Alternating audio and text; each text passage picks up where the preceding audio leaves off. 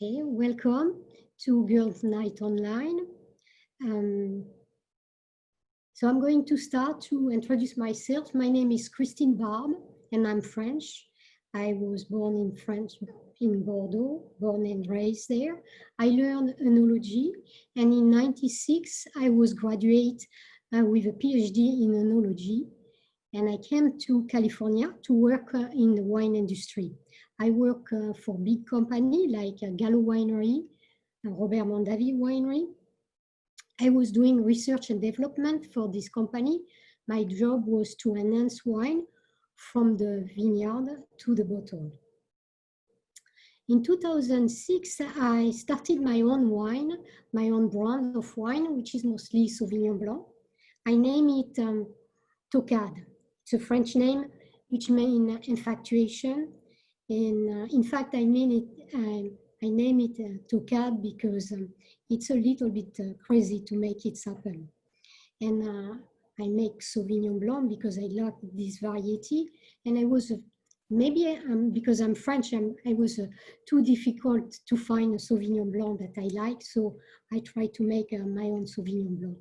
And also because when I did my PhD supervisor, Denis Dubourdieu, was not only a bright scientist, he was also a very good winemaker, and he teach us how to make very, very good wine.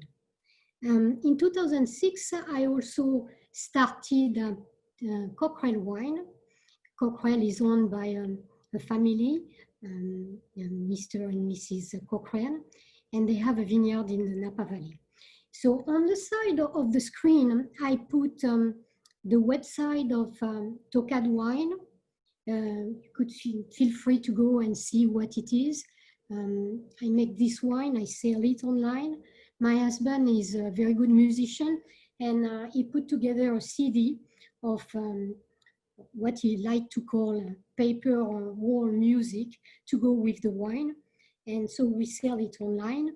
And I also put a Cochrane Wine website because I make this wine and we make all the wine from the vineyard.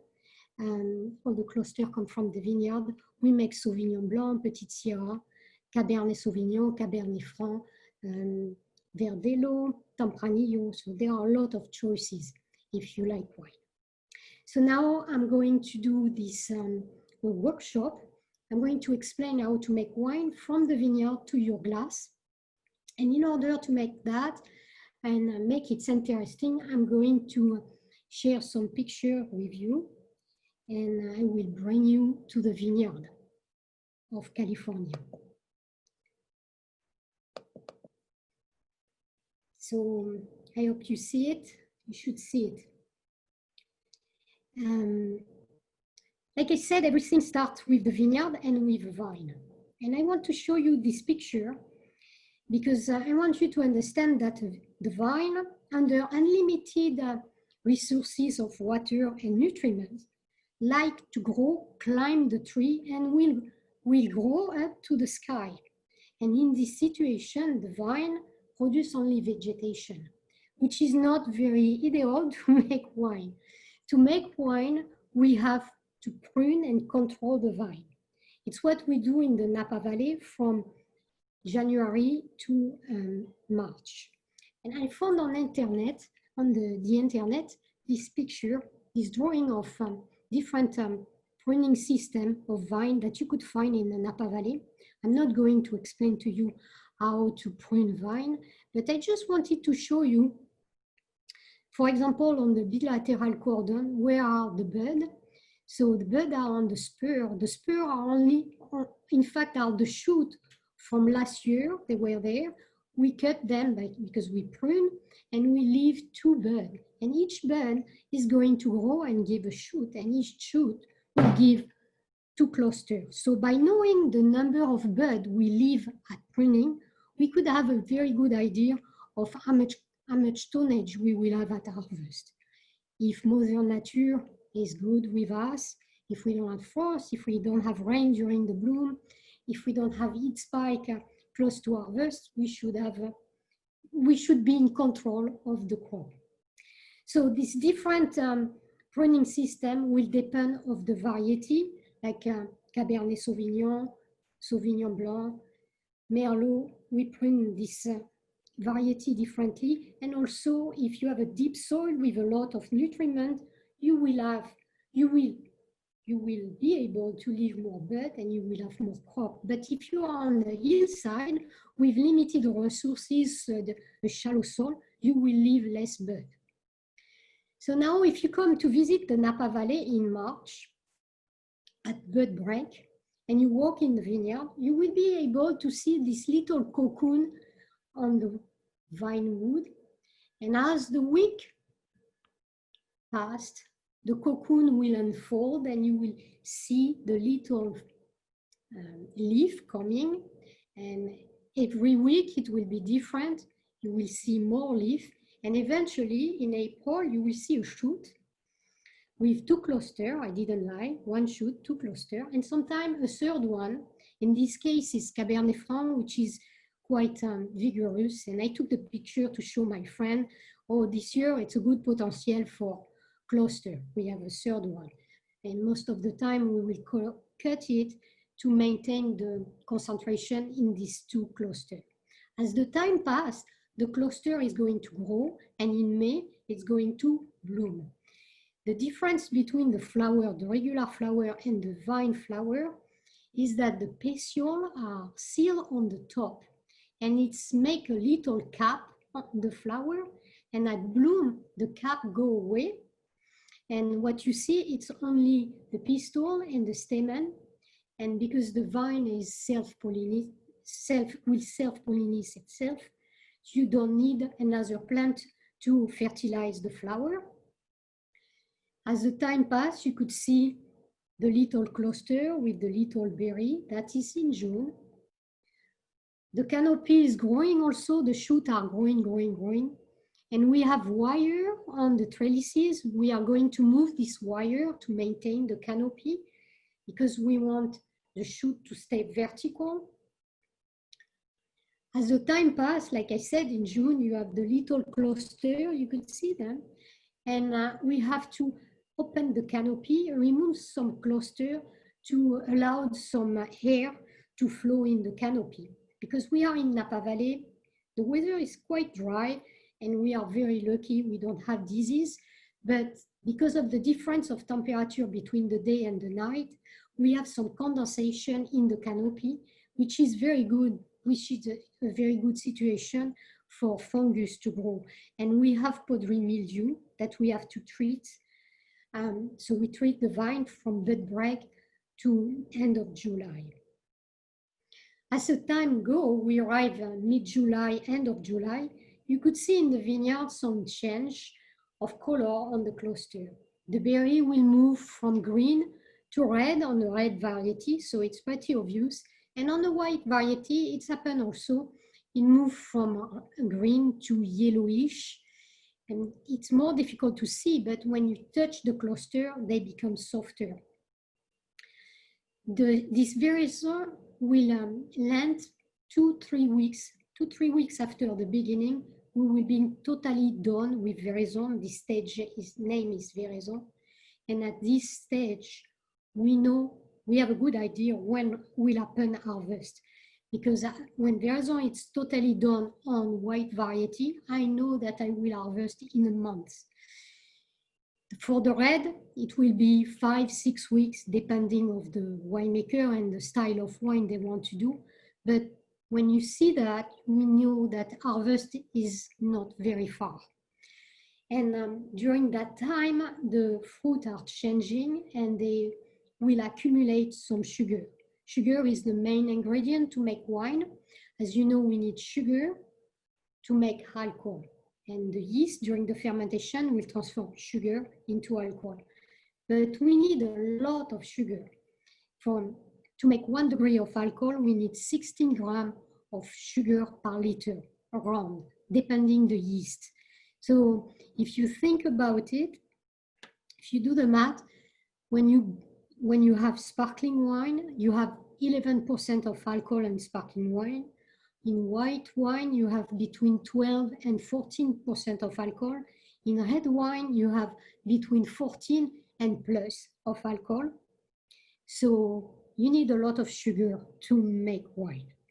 So as the time after veraison, after when the cluster is totally red, 2 weeks after that, we are starting monitoring the sugar level. So every week, somebody will come in the vineyard and walk the vineyard and pick up some berry here and there and put that in the bag, squeeze the bag, and put the juice in the machine to know how much sugar we have at this time.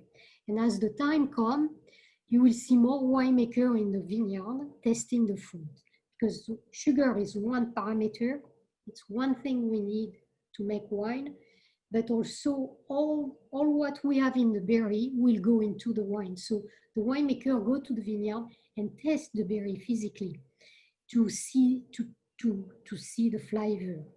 And for example, on Sauvignon Blanc, as the time comes close to harvest, the Sauvignon Blanc develop some flavor of guava, passion fruit, peach, and depending of the style you want to make, you will decide on the harvest date.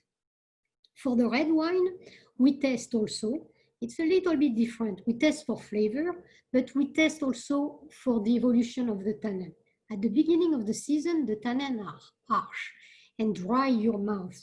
It's when you test a berry, it looks like you bite a banana peel, and it's not very pleasant. But as the time comes, the tannin gets softer in your mouth, the seed became brown, and when you squeeze the berry, the red berry in between your finger, you could see the color coming out faster. It's some parameter that winemaker follow to decide on harvest date.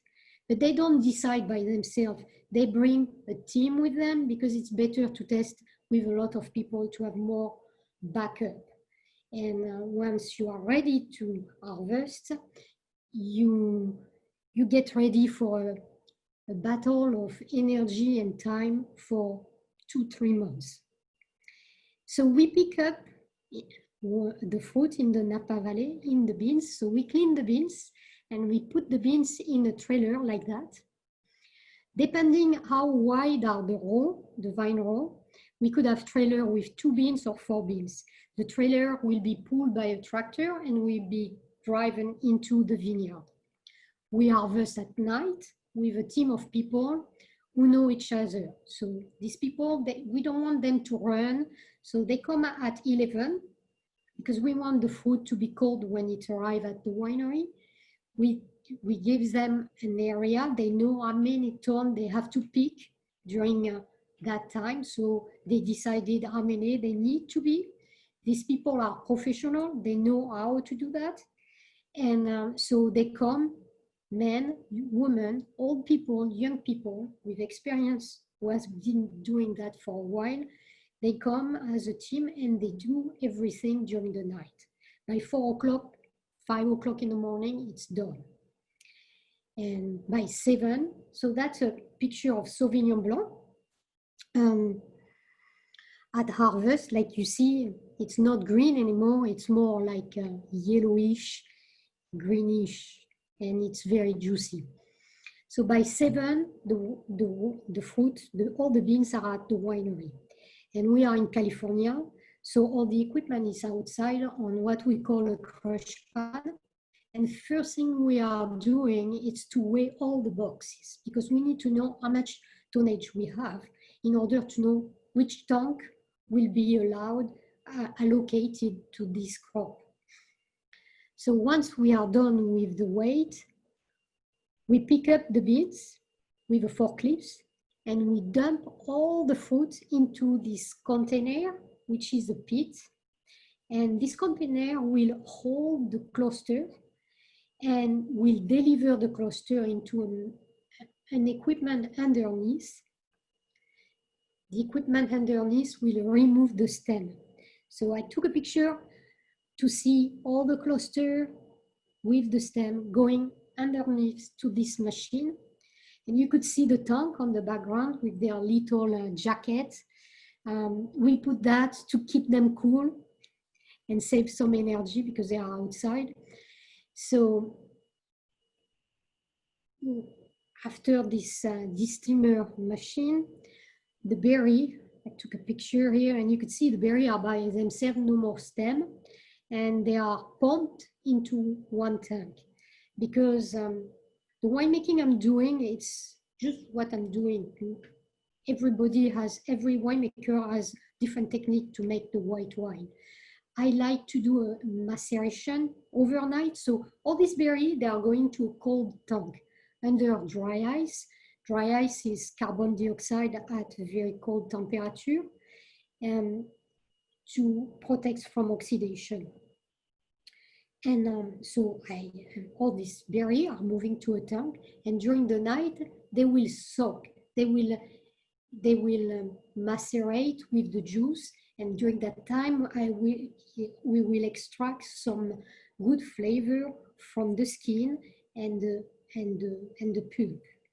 The next morning, we are going to drain this tank and remove all the skin, all the berry, and press them. So the first thing we do, we open the valve into a screen under our beans, same beans we used yesterday to pick up the fruit. The next day we use it to drain. And we pump the juice to another tank, and all this berry, we are going to put them in the beans. And as the time passes, we empty totally the tank. And if we cannot touch the bottom, we pick up a volunteer. Sometimes they are volunteers, sometimes they are not. Most of the time it's a young person. See, he's smiling, so he's happy. He comes inside the tank and he will scoop all the berry outside. And then these beans will be dumped on the top of the press. This is a press. And the top is a funnel which will hold all the berry and fill up the press.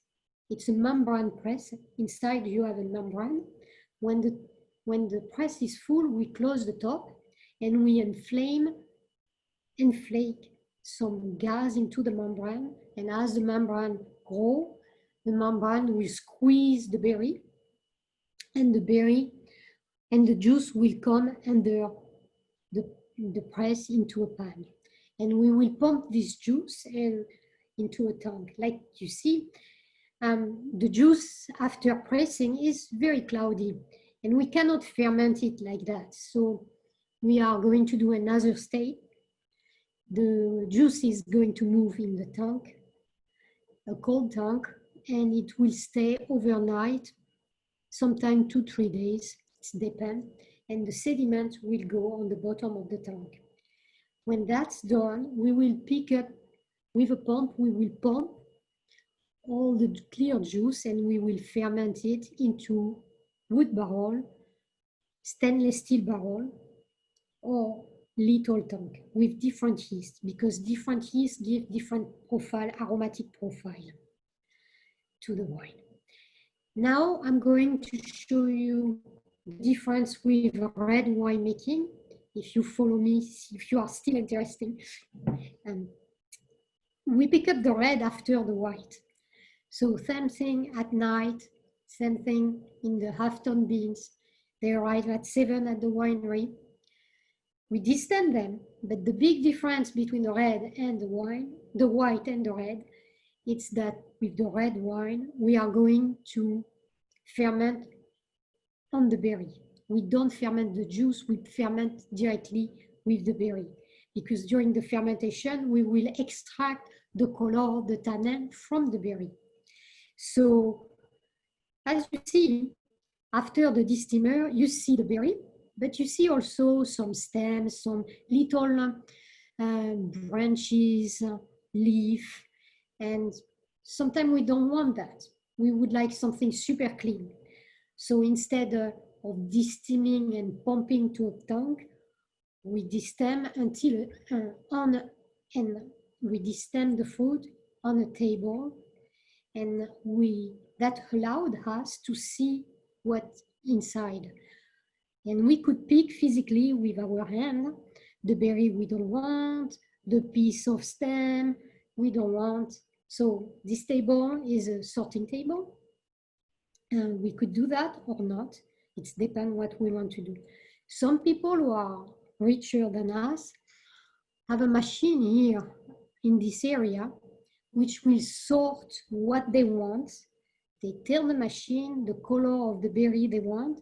If the berries are not ripe enough, not if they are red, if they are pink or green, the machine will remove it. It's a sort. It's an optic sorting, and that will replace the sorting table.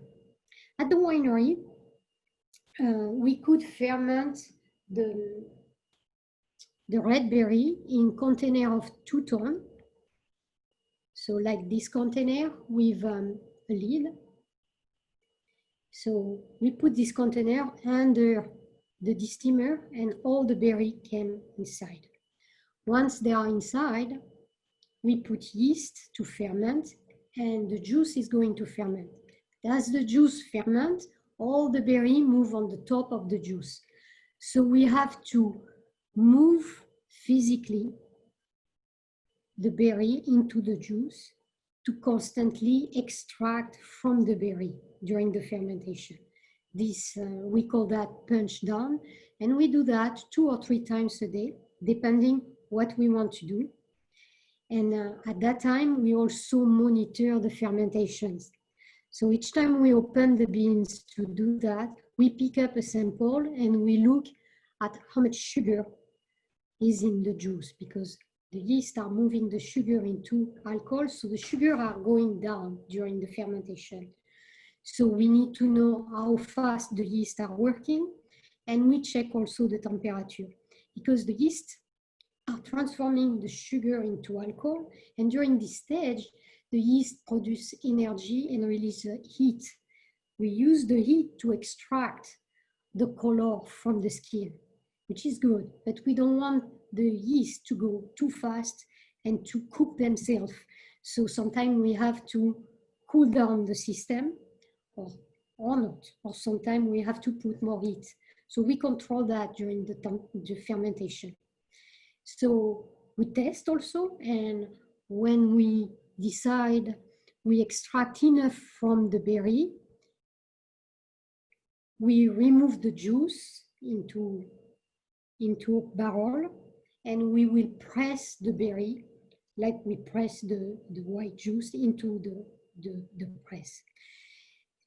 At the winery, we could also ferment red berry into a tank. We could ferment 7 tons at the time or 10 tons at the time. So in this case, we don't punch down the cap into the juice. We will pick up the juice here and pump the juice on the top of the tank to circulate the juice on the cap and extract the color or what we want from the cap.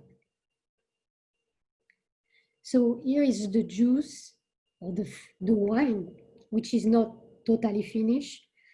At the stage, we remove the skin. So it's bright red and it's still fermenting. So you have a lot of gas. And that's the part we are going to press. And you could see there are some berry. Squeeze, some berry are still whole. And we could see a lot of seed also. So this part will be pressed into the press, and the wine will move into barrel to do a second fermentation. We call that malolactic fermentation, where we transform the malic acid into lactic acid. Malic acid is harsh and bright. Lactic acid, it's more creamy, so that will soften the wine. That stage at the winery will happen in the barrel. And I took this picture to show you how we keep the barrel in the cellar. They are by 2 on the rack, and this rack where this rack are locked into each other like a column. These racks are earthquake proof because in 2014 we had an earthquake in Napa, and the day we started harvest, and here it's what happened. All the barrels fall into each other because they were on rack like that, and all the rack were not locked. And as they shake, everything moves. And the second day of harvest, we had 800 barrels on the floor. So it was terrible. It was insane. We never seen that before, so we didn't know what to do. So we started to pump the juice, the wine from the barrel, because the barrel like that has 225 liters of wine. So it's 225 kilograms of wine plus the weight of the barrel. So we cannot move them like that. So at first we were pumping, then after we rented an equipment, we clip the barrel and move the barrel full one by one. It took the winery 10 days to, they worked many hours to move everything.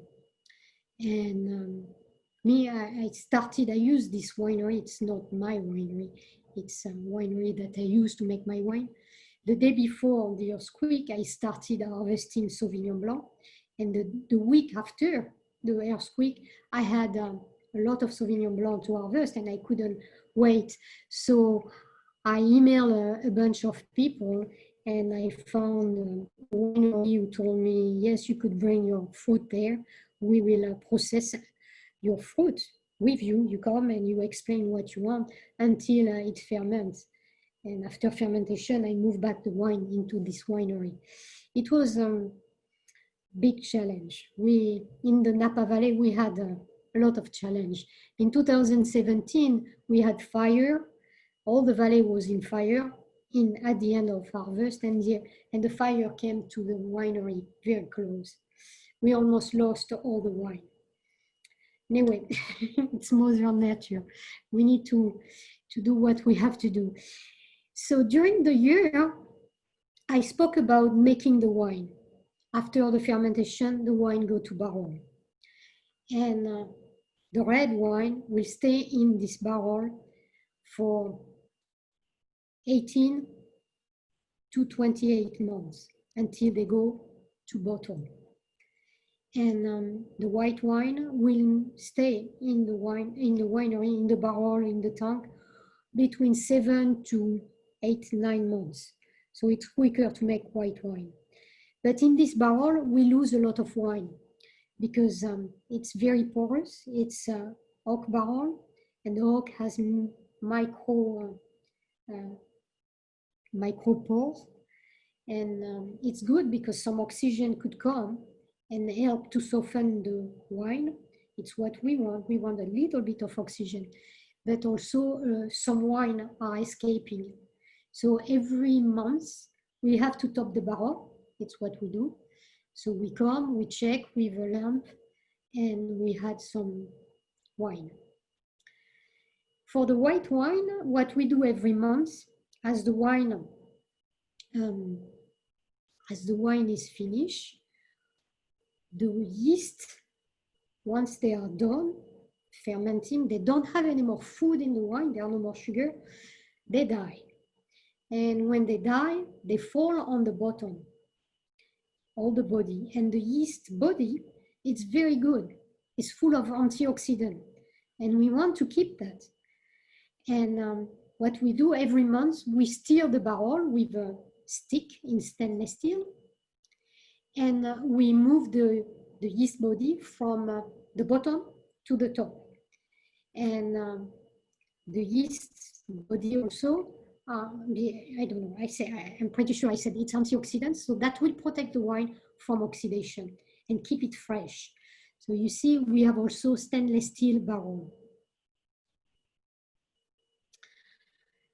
So in January, February, depending on the stock we have, the wine stock we have, we decide to bottle. So we are going to test all the wine and decide which lot go which what to make the wine. It's what you call blending. We are going to blend different kind of lot of wine. Once we are done with that, once we are done with the making the decision which wine go where, we put them in the tank and we are going to filter them. Because as you could see, the wine is cloudy and we need to clean the wine to make the wine clear like in the glass, because it's going to go to your bottle. So the filtration, for the filtration, we use pad. It's paper pad with different size of pore. And so we are able to capture the different sediment of the wine. So after that, we could bottle the wine. It's difficult. At the winery, we have a bottling line, and it's truck with different equipment. So the wine is pumped from the tank and go to a filler, and the filler will fill the different bottle. Then after the bottle, we'll go to a machine which had some cork, and you can see here the bottle arrived. They have cork, and then somebody will physically put the capsule, and the bottle with its capsule will go to a machine will squeeze the capsule, and then finally the bottle will go to a labeler. And Shelly could start a movie. I have a little movie. I don't know if you are already bored, but it's almost done. I have a little movie to show you how we bottle.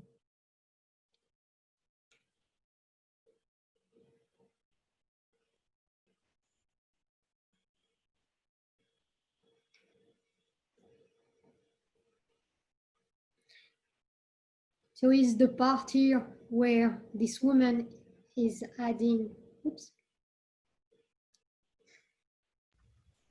Here it comes.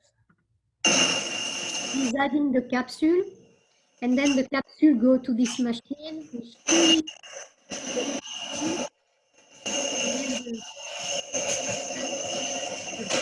comes to the label.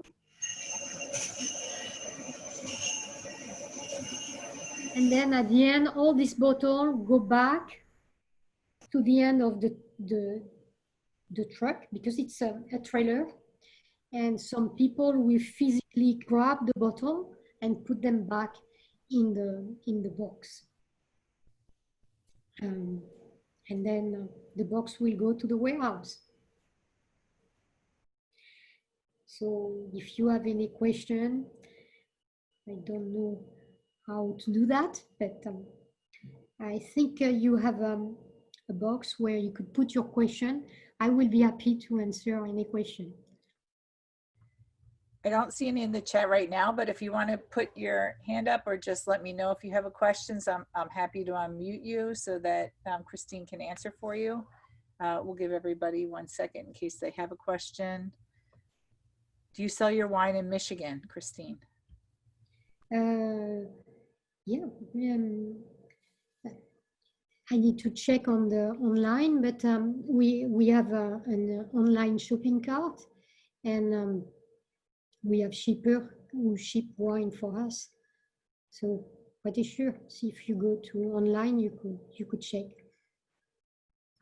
I just entered the websites again, and they will also be in the follow-up email. So I would suggest that everybody absolutely go to the websites and look at these amazing wines. Does there anyone have any other questions? People are saying they really liked it, and I saw a lot of comments earlier about people wanting to go have a glass of wine now. Oh yeah, it's time. So I see some people from San Francisco. I saw the gate. No. No, okay. So people are saying thank you. And so, here we go. Is this wine organic, biodynamic, low sulfites is the question that just came by. So the fruit are growing organically. The wine is not organic because to have flavor, you have to protect from oxidation. And the only way it's to use some sulfur. And the question, can you tell us about the flavor of Tocate? Oh yeah, I make Tocate because I like it. So the flavor I like in Sauvignon Blanc, it's when you taste this guava passion fruit, but not only in the nose, but when you have them in the mouth. So it's what it tastes. So in the mouth, you have a long flavor, guava, passion fruit, some lemon. It's crisp also. I make it a little bit crisp because all the wine I make, it's to share with, to pair with wine, with food. And you need a little bit of acidity. You cannot have flabby wine with your food because it won't work. So everything is a little bright and but very round and full of flavor. One more. Do you actually add those fruits to the mix? I wish I could, no. But in fact, all what you have in the wine, they come from the vineyard, from the cluster. So like I explained, when you decide on the harvest date, you make a big decision. And it's a 1 year decision, once a year. You cannot do that. If you mess up, it's done. You have another year to wait. And because when you taste the berry, you have a good idea of what you will have in your glass. So it's a reason why it's not only one person who tests. You have other people who give you feedback and said, oh yes, I taste that, or no, I will wait, or not. So everybody has enjoyed this, and we have a couple even mercies going in the chat. Merci. So Oh yeah.